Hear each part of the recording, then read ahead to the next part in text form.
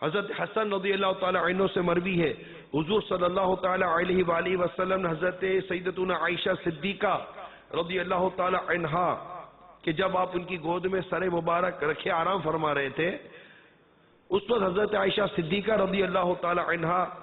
آخرت کو یاد کر رو پڑی۔ ہماری امی جان ام المومنین سیدتنا عائشہ صدیقہ رضی اللہ تعالی عنہا آخرت کو یاد کر کے رو پڑی، اور ان کے آنسو سرکار مدینہ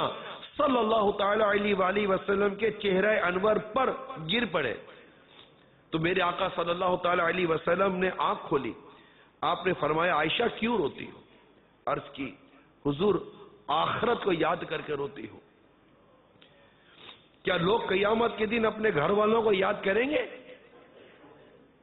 میرے آقا صلی اللہ تعالی علیہ وآلہ وسلم نے ارشاد فرمایا با خدا 3 جگہوں پر لوگوں کو اپنے سوا کچھ یاد نہیں ہوگا۔ نمبر 1، جب میزان عدل رکھا جائے گا اور اعمال تولے جائیں گے، لوگ سب کچھ بھول کر یہ دیکھیں گے کہ ان کی نیکیاں کم ہوتی ہیں یا زیادہ،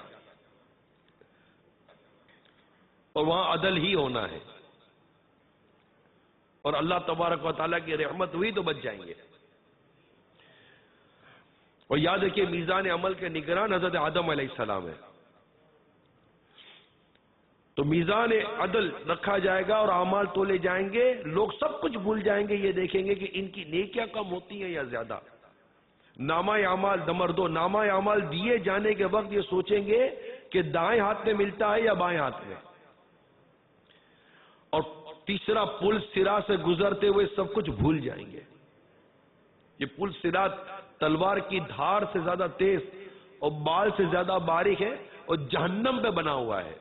اندھیرے میں ڈوبا ہوا ہے۔ جنت میں جانے کا یہی راستہ ہے، اور یہ بات طے ہے ہر ایک نے پل صراط سے گزرنا ہے۔ ایک صحابی اس ارشاد کو یاد کر کے رو رہے تھے، وہ فرما رہے تھے کہ میں یہ تو جانتا ہوں کہ گزرنا ہے، مگر میں یہ نہیں جانتا کہ میں گزر پاؤں گا کہ نہیں گزر پاؤں گا، کیونکہ مجرم اس پل صراط سے کٹ کٹ کر جہنم میں گر رہے ہوں گے، اس پر بڑے بڑے آنکڑے لگے ہوئے ہیں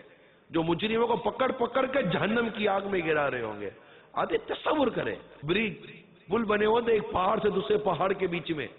اور نیچے اتنی بڑی کھائی اور دریا اور سمندر بہ رہا ہوتا ہے، اور کوئی بولے گا یار یہاں سے گزر، اور یہ تھوڑا سا وائبریٹ کرے گا، تھوڑا سا ہلے گا، سانسیں بند ہو جائیں گی، سانسیں اٹک کی رہ جائیں گی، اب کیا بنے گا میرا، اب کیا بنے گا میرا،